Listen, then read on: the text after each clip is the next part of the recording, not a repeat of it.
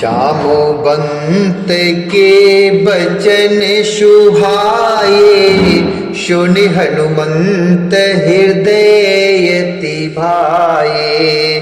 तब लग मुहि परखेहु तुम भाई, सह दुख कंद मूल फल खाई। तब लग मुहि परखेहु तुम भाई, सह दुख कंद मूल फल खाई। जब लग आवो सीत ही देखी, ओह काजु मोहि हर्ष विशेषी। यह कहनाई शवन कहूँ माथा, चल वरस ही धर रघुनाथा। यह कहनाई शवन कहूँ माथा, चल वरस ही धर रघुनाथा। जामवान के सुंदर वचन को सुनकर हनुमान जी के हृदय को बहुत ही अच्छे लगे। वे बोले, हे भाई, तुम लोग दुख सहकर कंदमूल फल खाकर तब तक मेरी राह देखना, जब तक मैं अपनी माता सीता जी को देखकर लौट ना आऊं। जब लगी आवो सीता देखी, होए काजु मोहे हर्ष विशेषी। काम अवश्य होगा, क्योंकि मुझे बहुत ही हर्ष हो रहा है। यह कहकर और सबको यह कहनाई सवन कहूँ माता, यह कहकर सबको मस्तक को नवाकर तथा हृदय में चले वर्ष ही धर रघुनाथा। भगवान प्रभु श्री रामचंद्र तथा श्री रघुनाथ जी को अपने हृदय में धारण करके हनुमान जी हर्षित होकर चले। सिंधु तीर एक भूधर सुंदर, कौतुक कूदी चढ़े उताऊ पर। बारु बारी रघु वीर संभारी, तरके पवन तनय बल भारी। बारु बारी रघु वीर संभारी, तरके पवन तनय बल भारी। जेह गिर चरण दे हनुमंता, चले उशुगापा ताले तुरंता। चले उशुगापा ताले तुरंता, जिमि अमोघि रघुपति करबाना। एही भांति चले हनुमाना, एही भांति चले हनुमाना। समुद्र के तीर पर एक सुंदर पर्वत था। हनुमान जी खेल से ही अनायास ही कूद कर उसके ऊपर जा चढ़े और बार बार श्री रघुवीर का स्मरण करके अत्यंत बलवान हनुमान जी उस पर से बड़े वेग से उछले। जिस पर्वत पर हनुमान जी पैर रखकर चले, जिस पर से वे उछले, वह तुरंत ही पाताल की ओर धंस गया था, पाताल में चला गया। जैसे श्री रघुनाथ जी का अमोघ बाण चलता है, उसी तरह हनुमान जी चले। जल निधि रघुपति दूत बिचारी, तै मैना कहो ये श्रमहारी। जल निधि रघुपति दूत बिचारी, तै मैना के हो ये श्रम हारी। समुद्र ने उन्हें श्री रघुनाथ जी का दूत समझकर मेनाक पर्वत से कहा कि हे मेनाक, तू इनकी थकावट दूर करने वाला हो, अर्थात अपने ऊपर इन्हें विश्राम दे। हनुमान ते परिशा कर पुन कीन प्रणाम, राम काज कीन है बिनु मोहि कहाँ विश्राम, मोहि कहाँ विश्राम। हनुमान जी ने उसे हाथ से छू दिया। वे प्रणाम करके कहा, भाई श्री रामचंद्र जी का काम किए बिना मुझे विश्राम कहाँ है। जाति पवन सुत देव न देखा, जाने कहूँ बल बुद्धि विशेषा। सुरसा नाम अहिन के माता, पठियन आई कही ते बाता, पठियन आई कही ते बाता। देवताओं ने पवन पुत्र हनुमान जी को जाते हुए देखा। उनकी विशेष बल बुद्धि को जानने के लिए परीक्षार्थ उन्होंने सुरसा नामक सर्पों की माता को भेजा। उसने आकर हनुमान जी से यह बात कही, आज शरण मोहि दीन आहारा, सुनत बचन कहे पवन कुमारा। राम काजु करे फिर मैं आवूं, सीता कई सुध प्रभु ही सुनावूं। राम काजु करे फिर मैं आवूं, सीता कई सुधि प्रभु ही सुनावूं। तब तब बदन पैठे आई, सत्य कहूँ मोहे जान दिमाई। तब तब बदन पैठे आई, सत्य कहूँ मोहे जान दिमाई। कवन जतन दे नहीं जाना, ग्रससी न मोहि कहु हनुमाना। ग्रससी न मोहि कहु हनुमाना। आज देवताओं ने मुझे भोजन दिया है, ऐसा सुरसा ने बोला। यह वचन सुनकर पवन कुमार हनुमान जी ने कहा, श्री राम जी का कार्य करके मैं लौटा हूं और सीता जी की खबर प्रभु को सुना दूं, तब मैं आकर तुम्हारे मुंह में घुस जाऊंगा, तुम मुझे खा लेना। हे माता, मैं सत्य कहता हूं, अभी मुझे जाने दे। जब किसी भी उपाय से उसने जाने नहीं दिया, तब हनुमान जी ने कहा, तो फिर मुझे खा न ले। तब हनुमान जी ने कहा, तो फिर मुझे खा न ले। जो जनु भरते बदनु पशारा, कप तनु कीन दुगुण विषितारा। शोरह जो जन मुख ते ठयऊ, तुरत पवन सुत 32 भयऊ। जस जस सुरसा बदनु बढ़ावा, ताशुदो निकप रूप दिखावा। शत जो जन ते आनन कीना, अति लघु रूप पवन सुत लीना। शत जो जन ते आनन कीना, अति लघु रूप पवन सुत लीना। जैसे ही सुरसा ने योजन भर अर्थात 4 कोस में मुंह को फैलाया, तब हनुमान जी ने अपने शरीर को उससे दूना बढ़ा लिया, अर्थात दूना कर दिया। उसने 16 योजन का मुख किया। हनुमान जी तुरंत ही 32 योजन के हो गए, अर्थात बहुत छोटे हो गए। जैसे जैसे सुरसा मुख का विस्तार अर्थात उस मुख को बढ़ाती जाती थी हनुमान जी उसका दूना रूप दिखलाते थे। उसने 100 योजन अर्थात 400 कोस का मुख किया, तब हनुमान जी ने बहुत ही छोटा रूप धारण कर लिया। बदनो पैठ पुनो बाहिर आवा, मागा विदाता हे शिरुनावा। मोय सुरन जे लाग पठावा, बुद्धि बल मरम तोरो में पावा। बुद्धि बल मरम तोरो में पावा। और वे उसके मुख में घुसकर तुरंत फिर बाहर निकल आए और उसे सिर नवाकर विदा मांगने लगे। उसने कहा, मैंने तुम्हारे बुद्धि बल का भेद पा लिया है, जिसके लिए देवताओं ने मुझे भेजा था।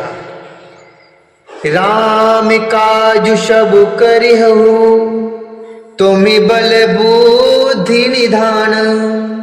आशीष दे गई सो, हरस चलिऊ हनुमान। हरस चलिऊ हनुमान। तुम श्री रामचंद्र जी का सब कार्य करोगे, ऐसा मुझे लगता है, क्योंकि तुम बल बुद्धि के भंडार हो। यह आशीर्वाद देकर वह चली गई। तब हनुमान जी हर्षित होकर चले। निश्चर एक सिंधु मोहु रहई, कर माया नभ के खग गई। जीव जंतु जे गगन उड़ाही, जल बिलोक तिन के परछाही। जल बिलोक तिन के परछाही, गई चाह सक शो न उड़ाई। ए विद सदा गगन चर खाई, सोई चले हनुमान कह कीना। ताशु कपट कप तुरत है चीना, ताशु कपट कप तुरत है चीना। समुद्र में एक राक्षसी रहती थी। वह माया करके आकाश में उड़ते हुए पक्षियों को पकड़ लेती थी, अर्थात जो ऊपर पक्षी उड़ते थे उसकी छाया को पकड़ लेती थी। आकाश में जो जीव जंतु उड़ा करते थे वह जल में उनकी परछाई देखकर उस परछाई को पकड़ लेती थी, जिससे वे उड़ नहीं सकते थे, अर्थात और जल में गिर पड़ते थे। इस प्रकार वह सदा आकाश में उड़ने वाले जीवों को खाया करती थी। उसने वही छल हनुमान जी से भी किया। हनुमान जी ने तुरंत ही उसका कपट पहचान लिया। ताहि मारे मारुत सुत बीरा, बारिधि पारे गयो मति धीरा। तहाँ जाय देखी बन शोभा, गुंजत चंचरीक मधुलुभा। नाना तरु फल फूल सुहाए, खगो मृगु वृंद देख मन भाए।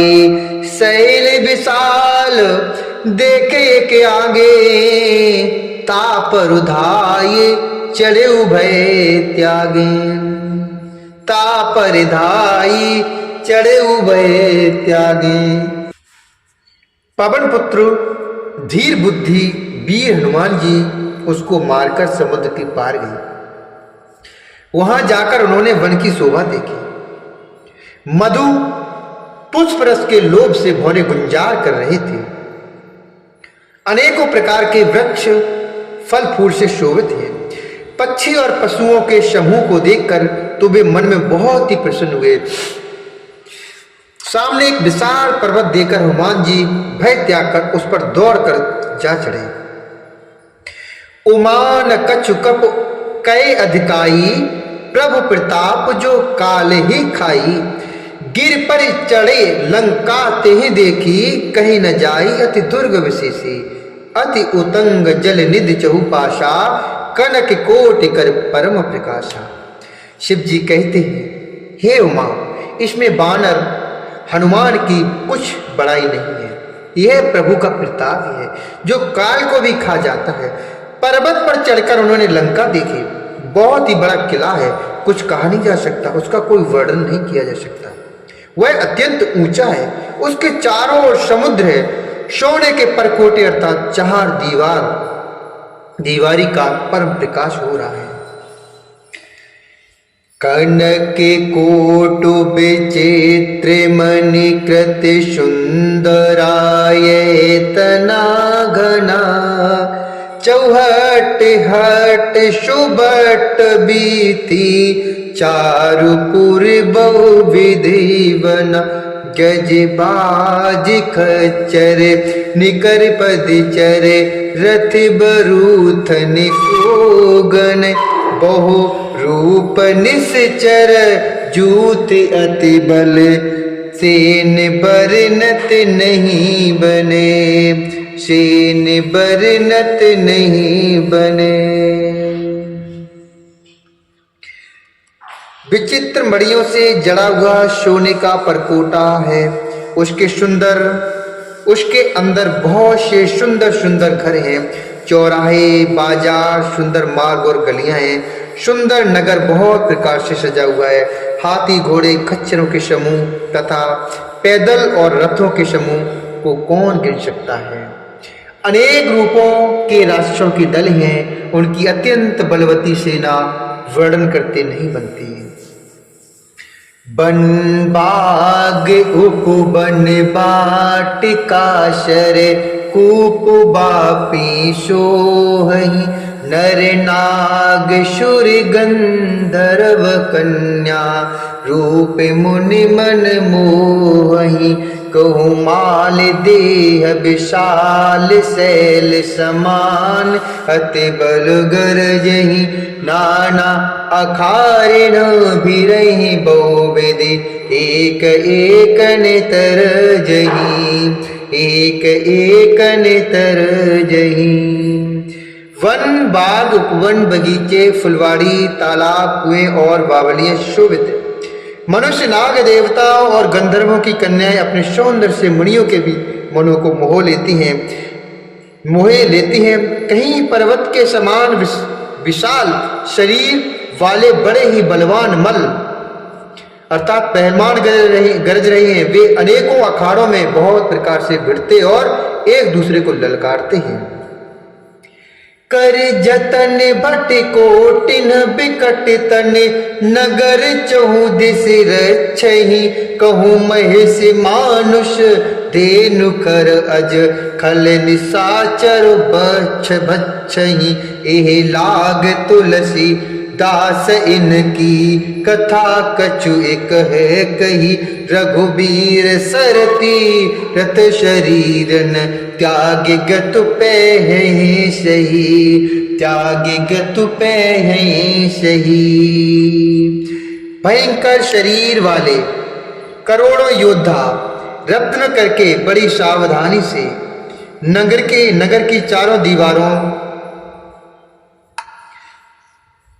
की चारों दिशाओं में सब ओर से रखवाली करते हैं। कई दुष्ट राक्षस भैंसों मनुष्यों गायों गधों और बकरों को खा रही हैं। तुलसीदास जी ने इनकी कथा इसलिए कुछ थोड़ी सी ही कही है कि ये निश्चय ही श्री रामचंद्र जी के बाल रूपी तीर्थ में शरीरों को त्याग कर परम गति को पाएंगे। पुरु रखवारे देख बहु कप मन कीन विचारे अति लघु रूप धरो निश नगर करूं पैसारे नगर करूं पैसारे। नगर के बहुसंख्यक रखवालों को देखकर हनुमान जी ने मन में विचार किया कि अत्यंत छोटा रूप धरूं और रात के समय नगर में प्रवेश करूं। मशक समान रूप कपिधरई लंक चले सुमेर नरहरई नाम लंकनी एक निश्चरी शोक चले से मोहे निंदरी नाम लंकिनी एक निश्चरी शोक चले से मोहे निंदरी जाने नहीं मरम सठ मोरा मोर आहार जहाँ लगी चोरा मुठिका एक महाकपुहनी रुधिर बमत धरनी धन मनी रुधिर बमत धरनी धन मनी। हनुमान जी मच्छर के समान छोटा सा रूप अर्थात एक मच्छर के समान छोटा सा रूप धारण कर नए रूप से लीला करने वाले भगवान श्री रामचंद्र जी का स्मरण करके लंका को चले। लंका के द्वार पर लंकिनी नाम की एक राक्षसी रहती थी। वह बोली, मेरा निरादर करके बिना मुझसे पूछे कहाँ चला जा रहा है? हे मूर्ख, तूने मेरा भेद नहीं जाना। जहां तक जितने चोर हैं वे सब मेरे आहार हैं। महाकपि हनुमान जी ने उसे एक ऐसा घूंसा मारा जिससे वह खून की उल्टी करती हुई पृथ्वी पर लुढ़क पड़ी। मुठिका एक महाकपुहनी रुधिर बमते धरनी धन मणि। पुण्य सभारे उठी शोलंका, जोर पानी कर विनय शशंका। जब रावण ही ब्रह्म बर दीना, चलत बिरंची कहा मुहि चीना। बिकल होशिते कपु के मारे, तब जाने सुनिस चर संघारे। तात मोरे अति पुण्य बहुता, देखु नयन राम कर दूता। देखु नयन राम कर दूता। वह लंकिनी फिर अपने को संभाल कर उठी और डर के मारे हाथ जोड़कर विनती करने लगी। वह बोली, रावण को जब ब्रह्मा जी ने वर दिया था, तब चलते समय उन्होंने मुझे राक्षसों के विनाश की यह पहचान बता दी थी कि जब तू बंदर के मारने से व्याकुल हो जाए, तब तू राक्षसों का संहार हुआ जान लेना।